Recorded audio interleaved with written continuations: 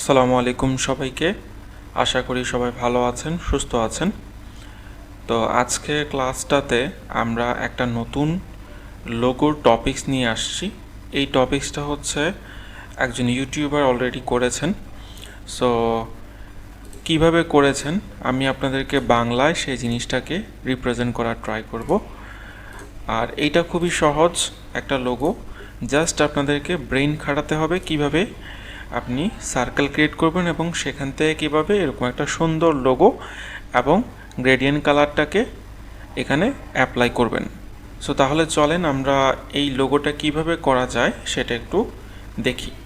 প্রথমে আমরা একটা ডকুমেন্ট ক্রিয়েট করে নিব এবং তারপরে যেটা করব সার্কেল ক্রিয়েট করব। এখানে আমাদের সার্কেলের জন্য আছে ইলিপ টুল। এই টুলটাকে আমরা এখানে নিয়ে আসব। সো আমি ইলিপ টুল ক্রিয়েট করার জন্য অল্টার এবং শিফট একসাথে ধরে আমরা একটা সার্কেল ক্রিয়েট করে ফেলতে পারবো। সো আমাদের এখানে কিন্তু ফিল কালারটা লাগবে না, সেই ক্ষেত্রে ফিল কালারটা আমরা অফ করে দিব, এবং স্ট্রোক কালারটা লাগবে, সেক্ষেত্রে আমি স্ট্রোক কালারটা এখানে ইউজ করছি। আর আমি এইটাকে একটু বড় করে দিচ্ছি এবং এই স্ট্রোক কালার যেটা আছে এটা 4 পিটি আছে, আমি এটাকে 1 অথবা 2 পিটি করে দিচ্ছি। ওকে, সো এটা হচ্ছে আমাদের সার্কেল।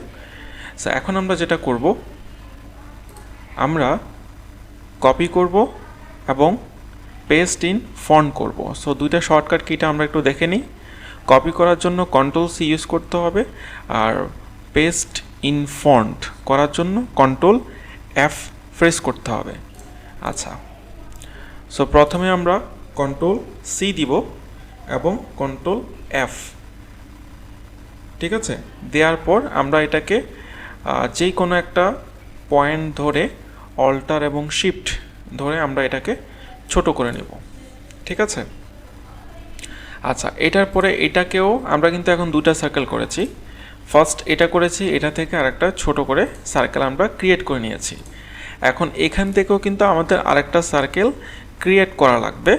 সো Ctrl+C দিয়ে আমরা কপি করব এবং Ctrl+F দিয়ে পেস্ট ইন ফন্ট করে দিব।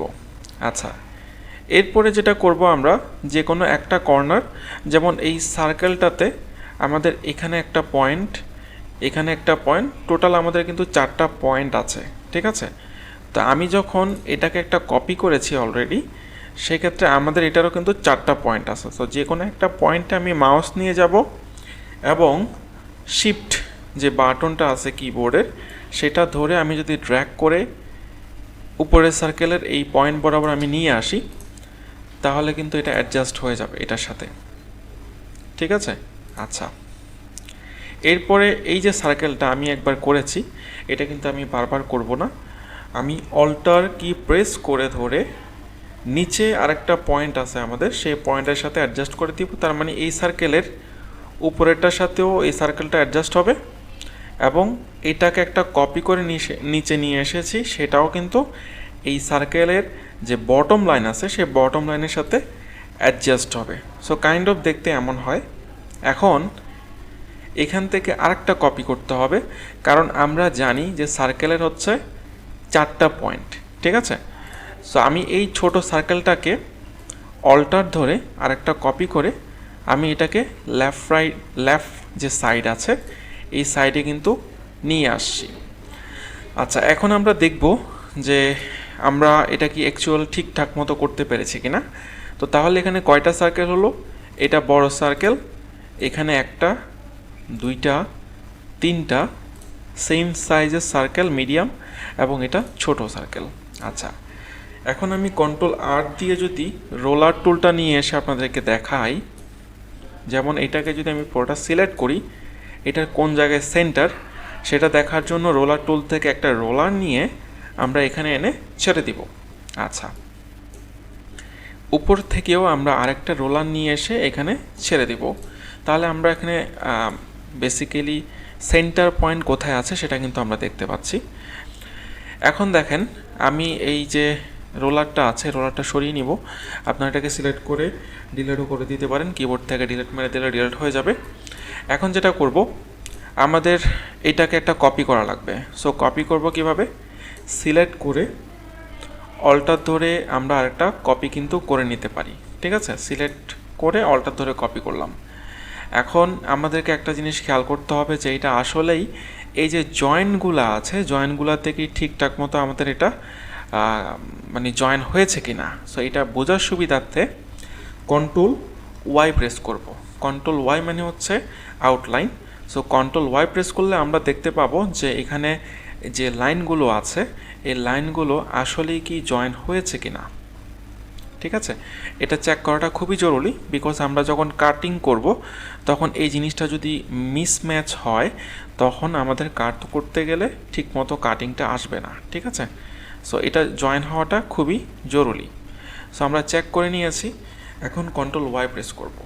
আচ্ছা, তো দেখেন এই সার্কেলটা আমরা কিন্তু হুবহু কপি করেছি অল্টার ধরে।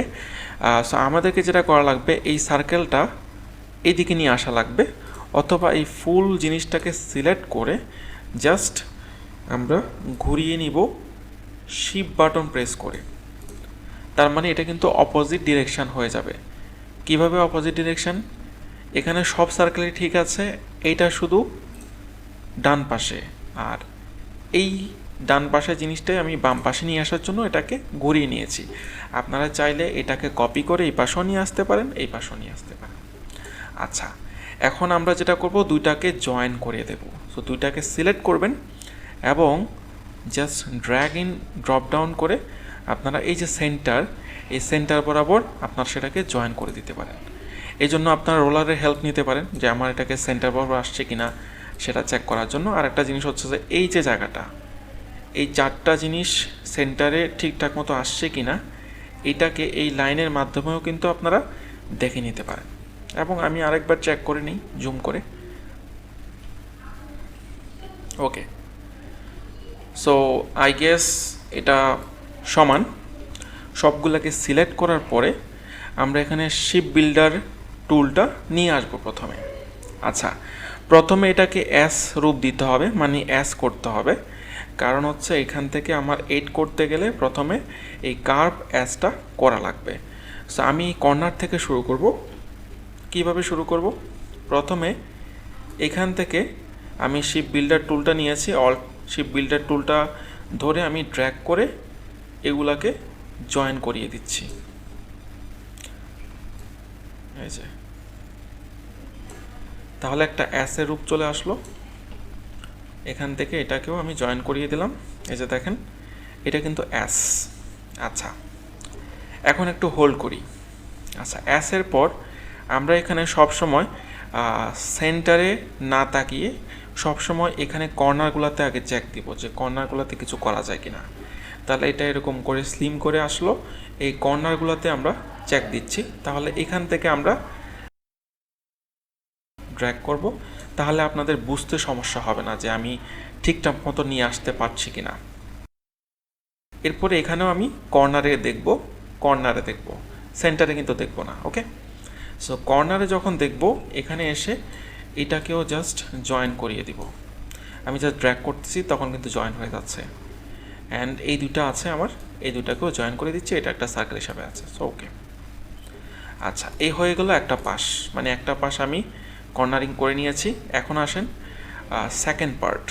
সো এইখানেও অ্যাসটা এখানে আসছে যে কর্নার কার্ভ। সো এখান থেকে আমাকে কর্নার দেখতে হবে, সবসময় কর্নারে ফলো আপ করতে হবে।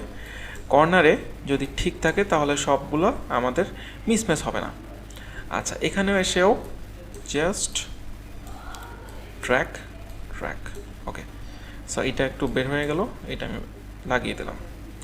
আচ্ছা, এই দুটাকে আমি জয়েন করিয়ে দিলাম। আচ্ছা, সো এই হয়ে গেল আমাদের অ্যাস বা 8। ঠিক আছে, এটা হচ্ছে আমাদের স্কেচ। আচ্ছা, এই স্কেচটাকে এখন আমরা কালার কিভাবে করব সেটা একটু দেখে নিই।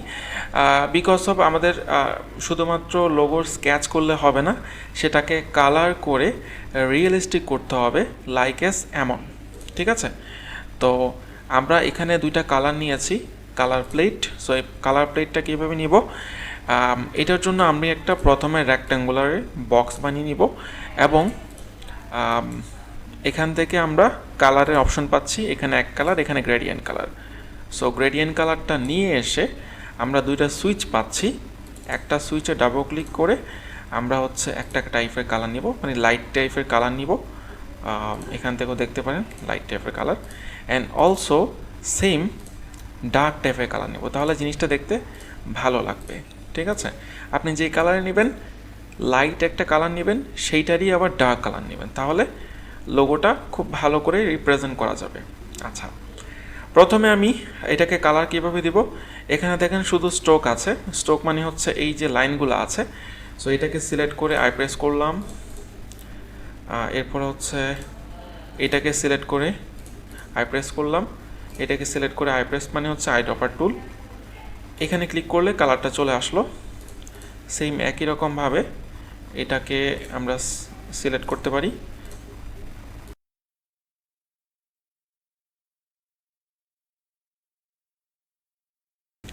দেওয়ার পরে এখানে যে সমস্যাটা হচ্ছে সেটা হচ্ছে আমাদের স্ট্রোকটা রয়ে যাচ্ছে।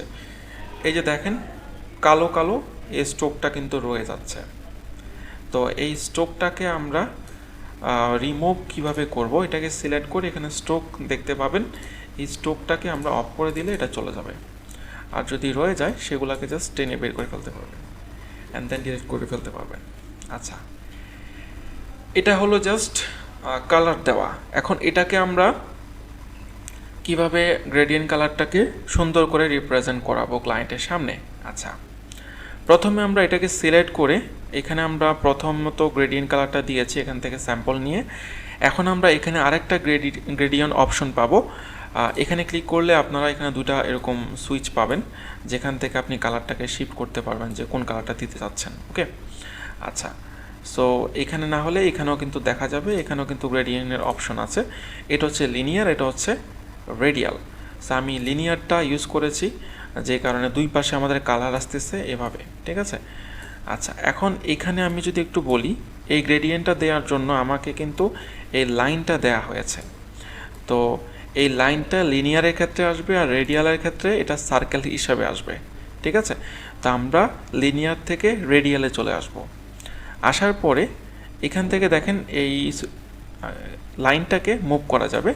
আমরা এখানে আমাদের মতো করে কালারটা দিব, এবং কালারটা যখনই দিব তখন একটা জিনিস চেক করব যে এখানে এটা হচ্ছে আমার ডার্ক কালার, এটা হচ্ছে লাইট কালার, আর মাঝখানেটা হচ্ছে ব্যালেন্স, যে কোন পাশে কতটুকু কালার আপনি অ্যাপ্লাই করবেন।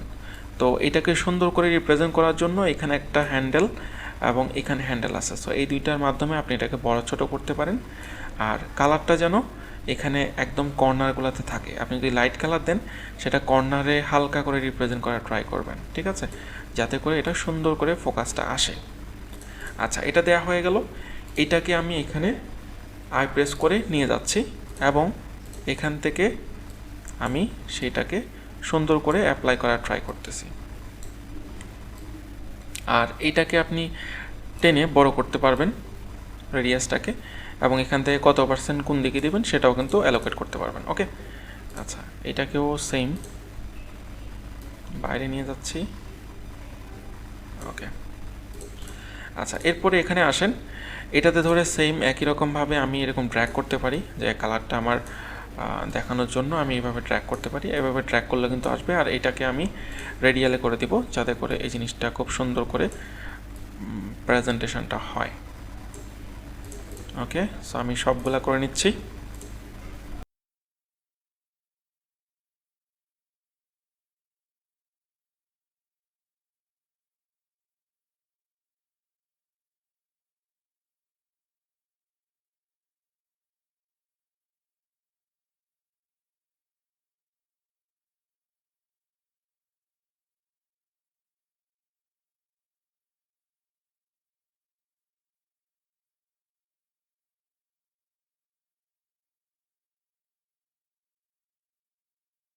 স্কেচ থেকে আমরা এই ডিজাইনটাতে প্রেজেন্ট করতে পেরেছি, এবং আমি এটাকে ব্ল্যাক একটা আর্টবোর্ডে আপনাদেরকে দেখাচ্ছি।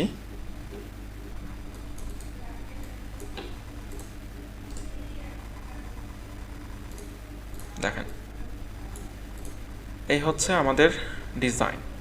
সো স্কেচ থেকে আমরা এই ডিজাইনটা কমপ্লিটলি করে ফেলেছি।